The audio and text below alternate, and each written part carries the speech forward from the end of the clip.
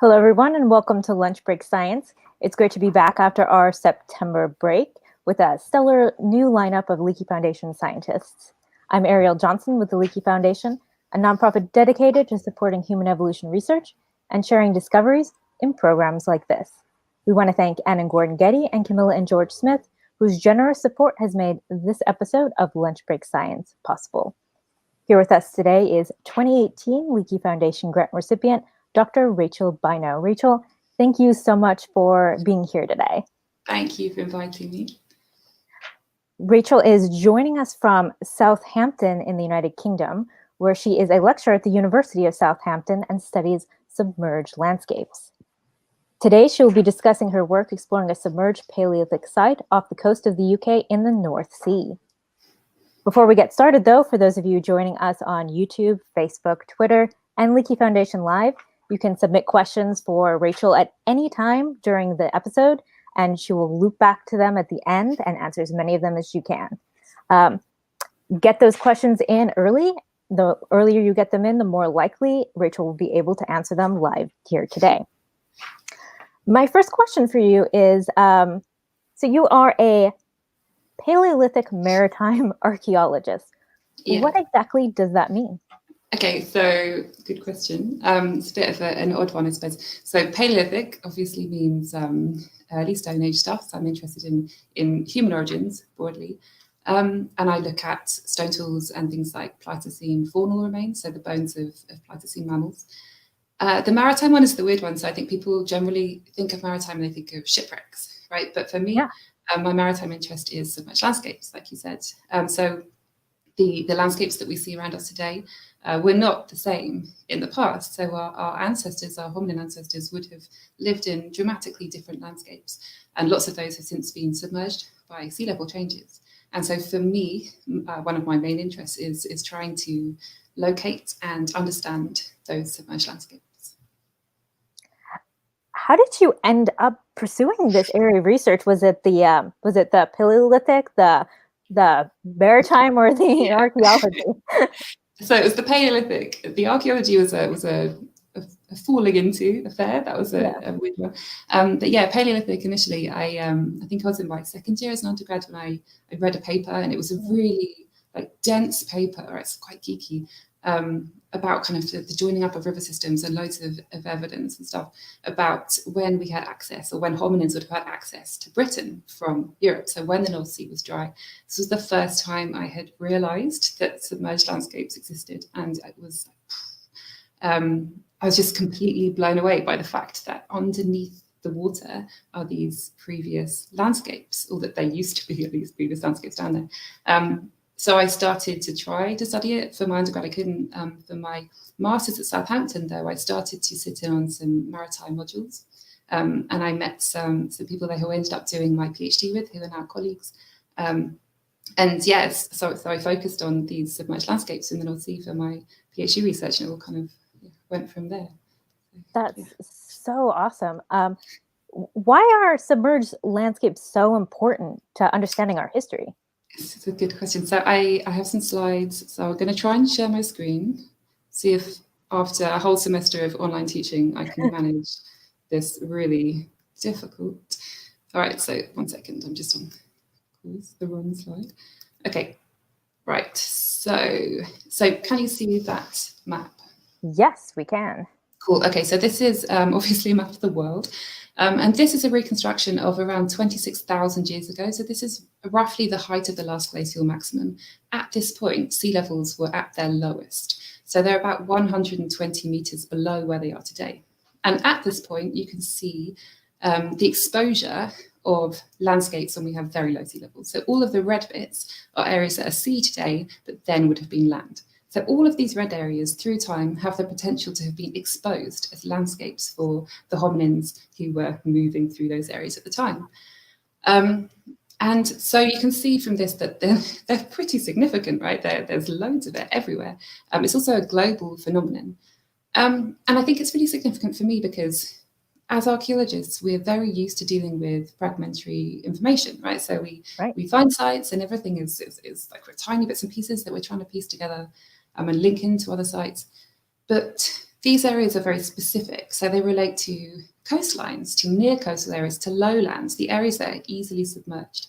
And so if we don't include these in our interpretations, then we are missing a significant part of one particular type of landscape, which obviously can bias our interpretation. So for me, that's incredibly significant. And if we think about where I work, so can you see the cursor on the screen? Yes, we can. Yeah, cool. Okay, so I'm up here in Britain, and the North Sea is just. I'm going to zoom in.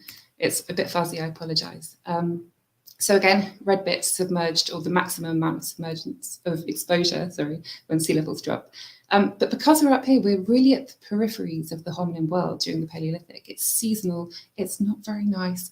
So what were they doing up here? And how did they get here? Why were they here? And these big questions are really important to answer, I think. And some people have hypothesized that potentially these near coastal environments, these lowland landscapes with these big river systems crossing them, would have been quite resource rich, and it's that would have facilitated this occupation. So it's those kind of questions that I'm interested in, and the reasons why I think it's so significant. So your site, which is off the coast of Happisburgh, and that was part of the project that you received your Leakey Foundation grant for, what is the significance of that particular site? Yeah, okay, cool. So Happisburgh, well pronounced, not spelled that way. It's on the coast of Norfolk, so it is right here on the coast, right? So my next slide shows a very simple, sorry, it's terrible, map of a kind of idea of what the sea levels would have been like about 500,000 to about 1 million years ago. So all of the green would have been dry land, and the blue is obviously the sea. And the grey areas show you the outline of the landscape as we know it today. So this is England over here, and this is the edge of Europe just here. And Happisburgh, along the coast of Happisburgh, we have this chromophorous bed formation, which is incredibly unique because it spans a period of time from about 500,000 back to about 1.5 million years. It's really organic rich. And it's given us these two incredible sites at Happisburgh. So one is about 500,000 years ago, but the other one, site Happisburgh 3, this site is dated to nearly 1 million years old. And that's incredible for these northerly latitudes. It's the oldest site in Northern Europe, and it's pushed back our understanding of the timing of occupation by hundreds of thousands of years. But although we're always after the earliest in archaeology, that's not the only reason why this is important. So it's also about the nature of that occupation. So it's associated with a really simple core and flake toolkit, but also from the paleoenvironmental evidence, we know that the landscape and the environment rather was incredibly harsh. So the winters were down to like -6 degrees, and there had been snow cover. So how and why people were here at this early date is a massive question, right? We also know from this incredible footprint evidence, these again are the earliest footprints outside Africa, and they exist on the same levels as the site. And these include not just those footprints of potentially very mobile hunter-gatherer groups, but also children. So if we think that there are children there, then we must also think about pregnant women. And so we know that these migrations, these dispersals, wouldn't have been rapid. They're not shooting up from the Mediterranean and shooting back down again when winter comes. They're here on a much kind of slower basis, much more, I don't want to say permanent, but a longer time frame. And so can or do these landscapes, these resource-rich lowland near coastal landscapes, provide them with the necessary resources to survive? And is that why they're here? And Happisburgh is incredibly important because it's actually started to give us glimpses that these submerged landscapes do, in fact, exist off the coast. And we're getting this from the amazing work of some of the local collectors who we've been working with, who are collecting tons of stuff. So faunal remains, so the bones of animals that have been coming up for over 100 years. But more recently, in about 10 years ago, they started to find stone tools as well. So you can see hand axes, cords and flakes, and it's working with them and their GPS points of all these material and analysis of these that I'm using to try to pinpoint areas offshore to try to find these deposits, find this archaeology, and start to answer some of those questions. That is so exciting. And it must be absolutely just so intense and thrilling to excavate an underwater site. What is a day in the life of an underwater archaeologist like? Is it very different than on-land archaeology? Yeah. Well, okay, so I think in principle, it's not, I don't think, so much, a bit wetter. A little bit. Yeah, a little bit. So obviously you have the natural constraints where we can't breathe underwater. So we need to be able to carry the gas on our backs for breathing. And also we're constrained by how many tanks we can fit on the boat. We're constrained by the things like the tides. So if the tides are really strong, then you might have to sit on the boat for 4 hours, maybe more, and wait till they drop off and you can get in. We're really lucky at Happisburgh because we dive between about 2 meters, really shallow, and 15 to 20 meters, but normally around 6. And that means that our gas lasts quite a long time because the deeper you go, the quicker you breathe, or the more you breathe, really. Also means you don't need to worry about decompression, which is fantastic. Also, if we dive on smaller tides, we can go throughout the day. So that's brilliant. It means we can get quite a lot of work done. Methods-wise, so I suppose for me it's the same, because if you were doing terrestrial work, you'd probably do walkover surveys or field walking. We do the same, we just swim it. Okay, so you might do things like drift dives. So if you have a current, you can drop in and then you just drift with the current. And when you see interesting things, you mark it with a marker buoy to the surface so you can return to them with no current. Or we do things like circular searches. So you drop an anchor down or a shot and you do measure out circular distances and swim, so you can cover lots of ground and essentially field walk the seabed. So in that sense, yeah, it's the same kind of thing. And once you find stuff, you do survey it, you measure extent, sample, possibly excavate, all those same kinds of things. I think I have a video of some of my divers doing some of that kind of stuff.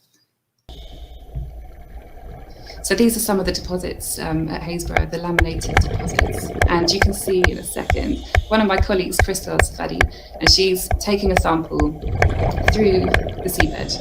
And we then migrated into using drain pipes to get more sediment samples from some of the deposits there. So you can see that you do the same kinds of stuff, right? So on land, we probably use more equipment, which would make it a lot easier than trying to dig it out, which is a nightmare. But we can do the same kind of work. However, of course, it's a very dynamic environment. So sometimes you have sand waves that can come in from year to year and just cover your site. So I think I have another video, the same kind of thing. So this might make you feel sick, I apologize. So you can see these huge sand waves. So about a year or two before, this was in situ concreted stuff down here that we wanted to return to look at. But just completely covered by sand, so you can see nothing. So I'm going to return to this in my talk to talk about some of the ways that we can get around this rather annoying coverage of sand that you can't see through. But I also just wanted to show you the amazing conditions there. So both of those were really brilliant visibility in the North Sea. We don't normally get this. And I have a third video just to show you sometimes what we have to deal with. This can make working almost impossible. So it's pitch black, basically. And when the torch goes, and even when the torch is there, if you have your hands in front of your face, you see nothing because it's just full of sediment. And in these situations, working is, well, as you can imagine, pretty difficult, right? You're basically doing archaeology by touch. That's absolutely not ideal. And often, I mean, I've had my hand pinched by crabs underwater when I couldn't see them, which is horrific. But it's it's doable. And normally it's not that bad, but we have a range of conditions that we just have to work around, I suppose. How big is your team on average? So the boat that we use to get into the shallower areas is 7 plus, with including a skipper, so 6 of us. And I have the same kind of people out most of the time, but I do try to include students if we have more time. So it's quite small. But, yeah. Well, this was a really fascinating introduction to the world of Paleolithic maritime archaeology. Yes, it does seem that the phrase of the day is Paleolithic maritime archaeology. So let's turn the virtual floor over to you, Rachel, to dive deeper into learning more about your research. Brilliant. So I'm going to share my screen again, if I can. It's on the right slide this time. Amazing. Okay, so I think I finished off here. Hang on, it's not going big. There we go. Oh, there we go. You can see that? Great. Yeah. Okay, cool. So yeah, so I've been working with the collectors and my colleagues at the Natural History Museum for the Faunal Remains and the British Museum for the Lithics to analyse these to pinpoint some high potential areas that we can start diving on. And it was this that the Leakey Foundation was funding. So if you look at this map of Happisburgh here, so the white area is all sea, by the way. Site 3 is up here, that's the million or so year one. Site 1, 500,000 down here. Sediment transport direction is overwhelmingly shore parallel and it's working down towards the southeast. there were two main areas that gave us interesting insights into where we might start looking. And we did this through looking at things like the densities of the finds that were coming up, but also things like their conditions, so how abraded the lithics were and whether they looked like they were incredibly fresh or whether they'd been transported, things like the standardization of the size classes as well, to think about transport. So one of the first areas was up near Site 1, up here. Okay, so over the area of Site 1, literally over the deposits, we were finding that they were picking up lots of very fresh cores and flakes, right? So the assumption is that these are probably deriving from that site.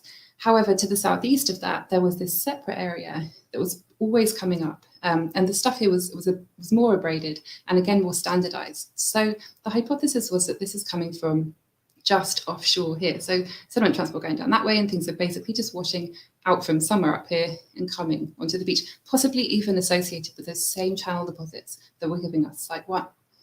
But for me, the most important area or the most exciting area is down this way. Okay, so down here in Eccles North Gap, I've lost my thing, here we go. There are these shore parallel sea defences, and that means you get the accumulation of sand, and you can see that in this zoom in here. And backed up against this, they were finding tons of stone tools. This is like 70% of the stone tools that we were finding were coming from this area. And I think I was out of about 500 or so that I looked at for the analysis. There's tons more now.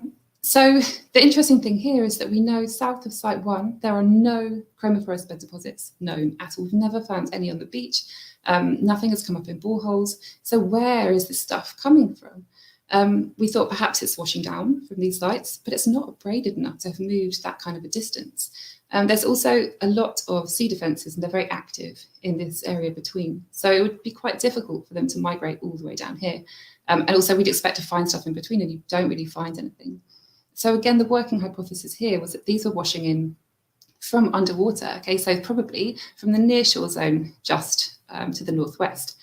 With the sediment transport, they'd kind of come down this way, get caught up in the accumulation of sand and be brought on shore. And this is supported by this time step bathymetry. So this is basically like taking the height of the seabed in 1 year and looking at the difference between that and another year. And this shows that in the area just to the northwest, sorry, the north arrow has changed, so it's horizontal now. In this area, they had net loss, and this was during and just before when they started to find the archaeology. So this seemed really good. So I was really sure that we could go in here and we'd start to find all of this amazing archaeology. And these were the areas that I wanted to go in ground truth with the Leakey funding. And so you can see our boat here. So it's quite small, but it's brilliant, gets us quickly into very shallow and further out areas. And some members of my team doing some things like filling tanks in the evenings, treat them really well. So first day we went out, and despite knowing from many other sites that you never find what you're looking for, I did lots and lots of dives. So these white spots that you can see down here, that's over the area that I just showed you where you had that sediment drop, right, where we were sure we'd find deposits in archaeology. And all we found was sand and sand and sand and drift dives and circular searches and just sand. And I felt so bad because obviously it's running my first project really, and I felt guilty for my students. It's just so boring. So we headed further to the north to the second area, but the other area, I suppose. And as soon as we dropped in there, we started to find intact Pleistocene deposits. And in total, the first week, we found 3. So we found one really close to shore down here, and we found one about 800 meters out that I'll show you some pictures of in a minute. And one further away that was totally by chance because people had just started to find tons of hand axes and stuff on the beach. So we just went and had a look, found another area of intact deposits. So 3 amazing things. This is an image of the ones further out in the Site 1. So these are an image of, where's my mouse? Here we go, out here. So you've got these laminated deposits, so kind of like silts and sands, and tons of organics. And we have a photogrammetric survey. So this is made up of lots of different images and kind of stitched together to make a 3D model, which is why you get these color bands, because they're kind of different light sources. And this line here is about 17 meters long. So it's a pretty big area, and actually it does go further. It just goes underneath the sands. And in here, there are tons of organics. So this is a piece of wood. This scale is 50 centimeters. This wood is like more than 500,000 years old, and it's huge. Some of the stuff you're getting out of here still has the bark attached, and it's just the preservation is absolutely incredible. And we have these things like these kind of peat blocks as well. So all of this paleoenvironmental evidence can really start to help us piece together what the landscapes were like when these deposits were laid down, potentially at the times that people were living in them. And this was incredibly significant because, I didn't even think we would find anything, to be honest. I was, you assume you're not going to, I suppose. But so deposits by themselves were an incredible thing. And we went back in the second week and we dug some test pits. So this is, again, that same area. These are really close together, but quite different. So here you see the laminations are overlying some really interesting deposits that gave me a vole tooth, which are really important for chronology. So that was really cool. I also like this one because you can see a falling crab. They were always in the way. But we bulk sampled all of these test pits. And we also, as you saw in the video, took those cores through them.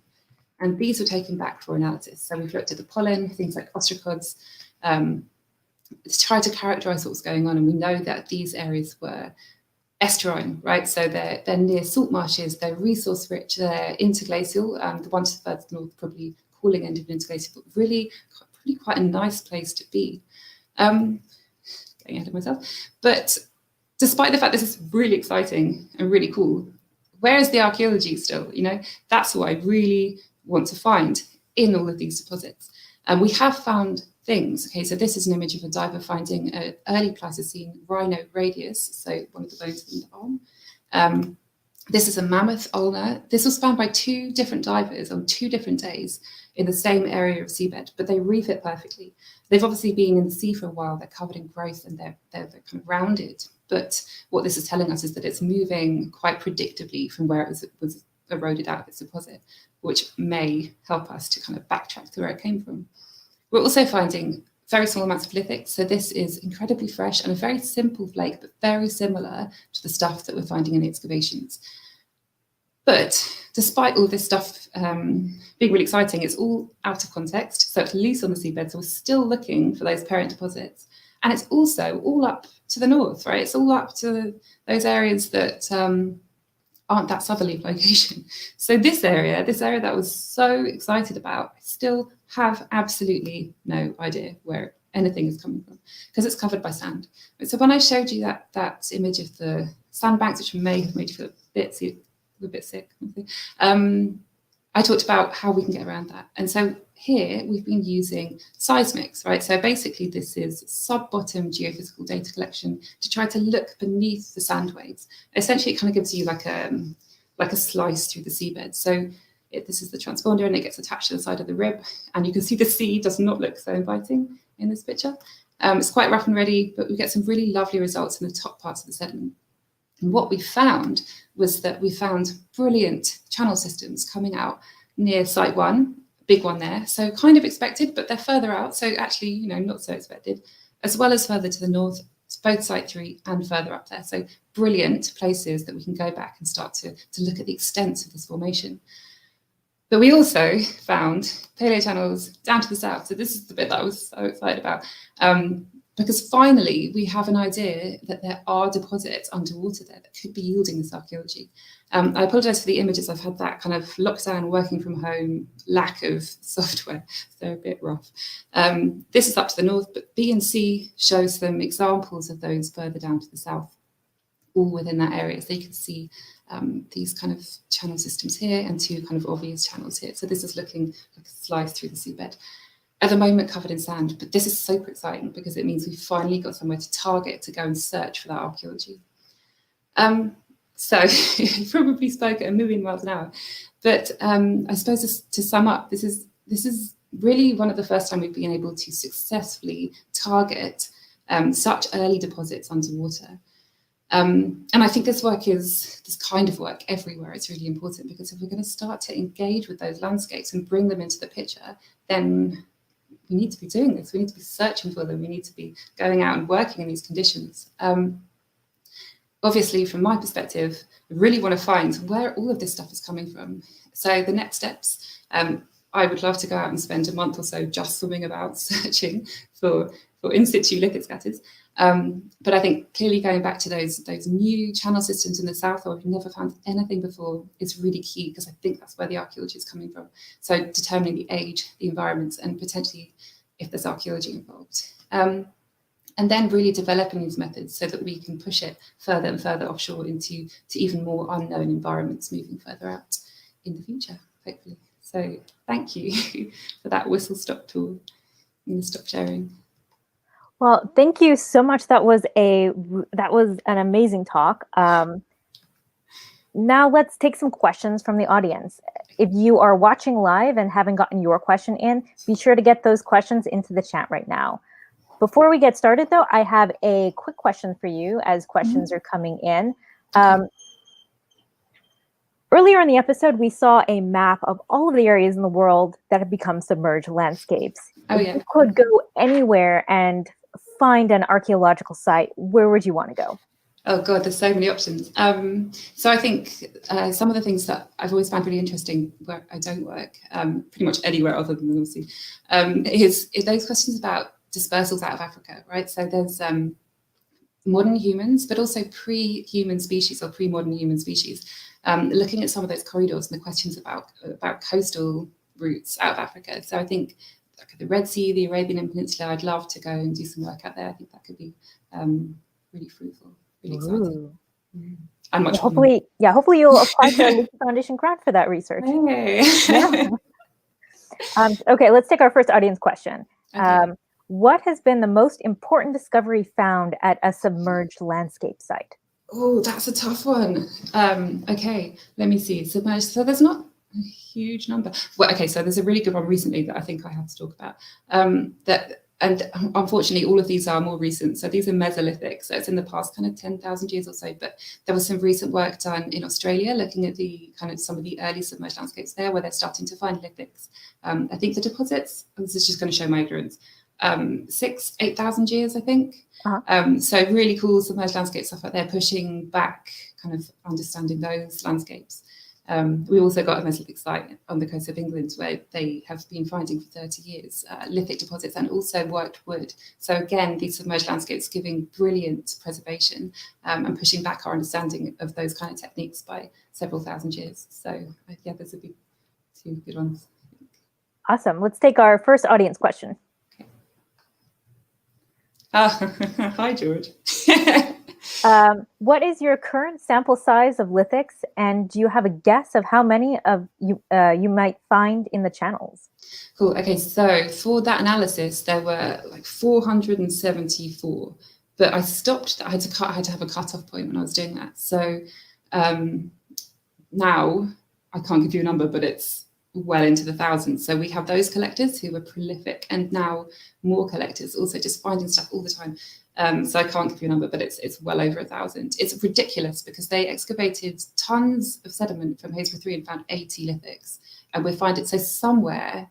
So yes, somewhere is prolific, and I'm hoping it's in those channels. But yeah, something is yielding a lot of stuff. Awesome. Our next question from the audience is, will your research help us study current climate change? That's a really interesting and a question that comes up a lot. So I think that we can understand a lot of processes of change from looking at this kind of stuff. So, but the problem I think for me is that obviously the current climate change is anthropogenic, right? So this is what I'm talking about wasn't. But we can understand rates of change, although I think those are far quicker at the moment. So I think the closer in time we get, we can also look at the ways that people dealt with these changes. And I think that's one of the kind of important things. But I would say that that's probably, not to downplay my research, but probably something that's more modern human, and when densities of populations are greater. But we can understand the ways that climate changes through looking at this stuff.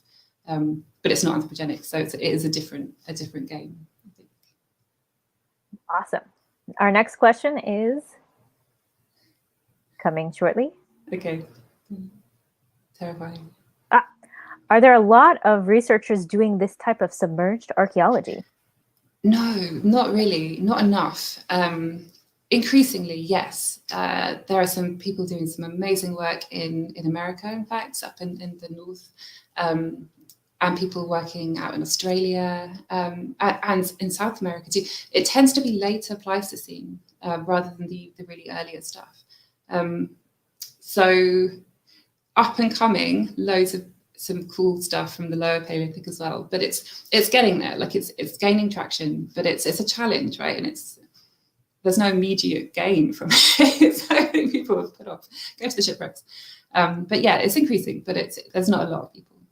And you're helping train some of the next ones. So, okay. Yeah. Our next audience question is, please tell a bit about dating the deposits. Yeah. So there's no absolute dating technique really that we can use. So what happens is you have to, it's almost like a Venn diagram of stuff. So when I talk about the paleo environments helping us date the deposits, that's to do with an understanding of first and last appearance dates of particular species. So for example, if you have a particular species and you know it died out at 1 million years, you know that your deposits must be earlier than that.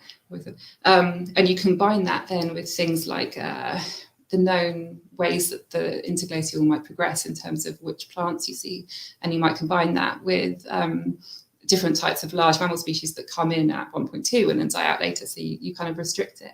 And then you can use things like paleomag. So paleomagnetics can tell you, again, it's these are quite big things, but the magnetic pole kind of changes right, occasionally. And the last time that happened was about just after 800,000 years. So if it's not as it is now, then it predates that.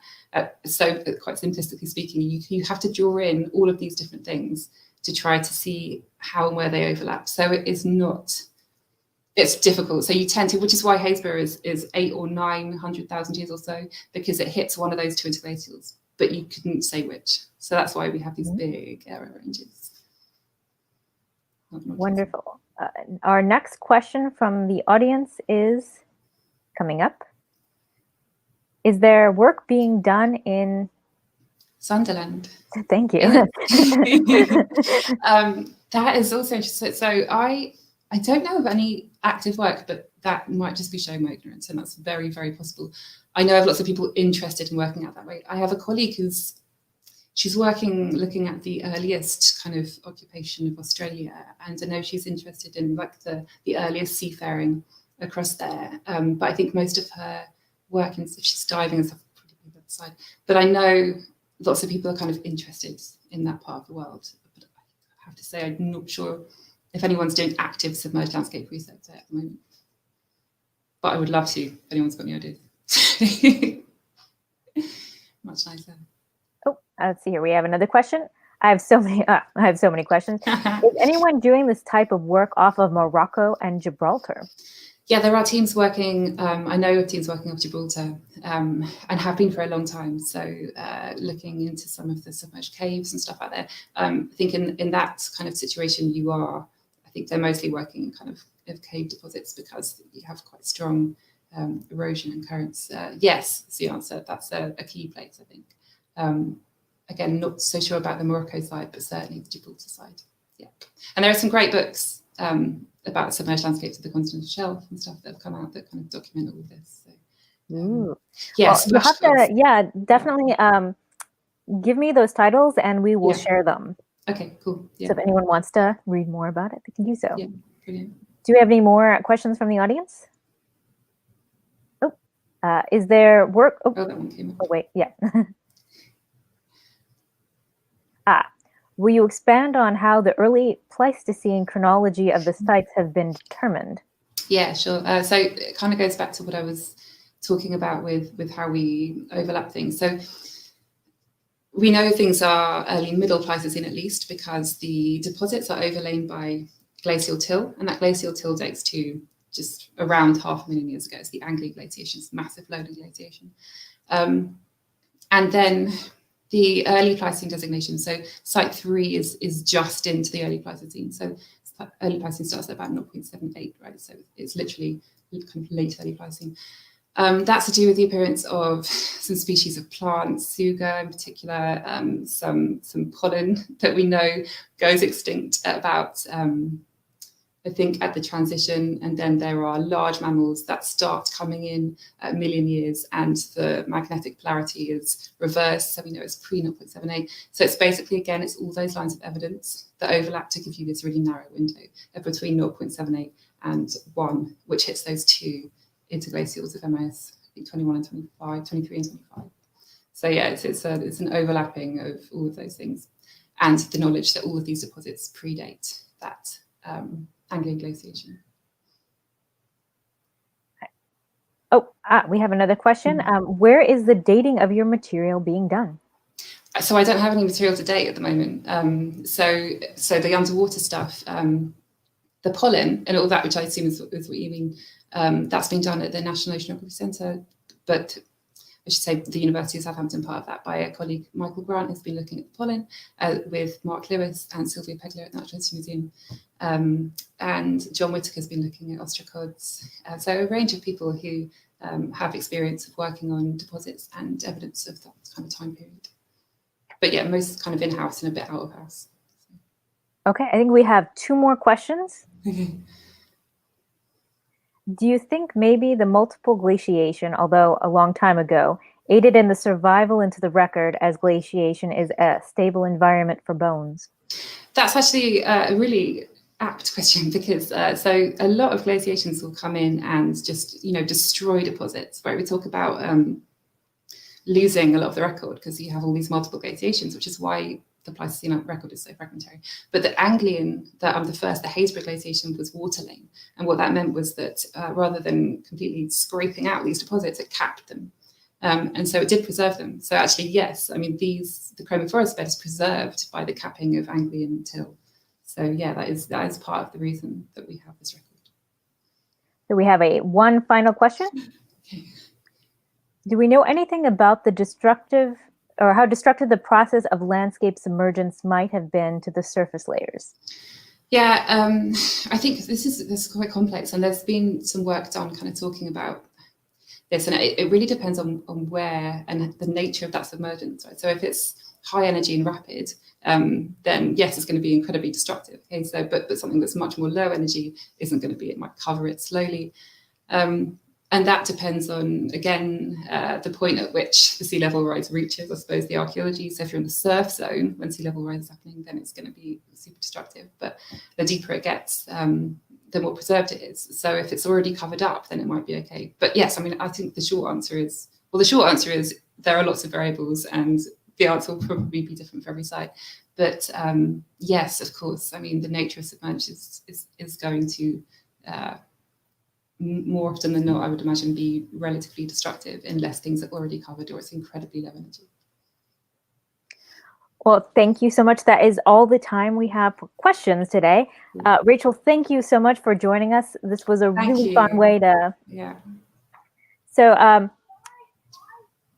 you can visit us at leakeyfoundation.org to learn more about the Leakey Foundation, Rachel Bynoe, and how you can help support research like Rachel's and educational programs like Lunch Break Science. Right now, all donations will be doubled by 2 generous donors, meaning your impact will be doubled. On October 15th, in just 2 weeks from today, we meet Leakey Foundation scientists Meg Crowfoot and Grace Davis to learn about decision-making and leadership in primate societies. Did you miss an episode of Lunch Break Science? Visit Leakey Foundation Live or the Leakey Foundation's YouTube channel to catch up on all our past episodes. Be sure to subscribe to the Leakey Foundation's YouTube channel, follow us on Facebook and Twitter, or sign up for our newsletter to be the first to hear about upcoming episodes and groundbreaking discoveries in human evolution research.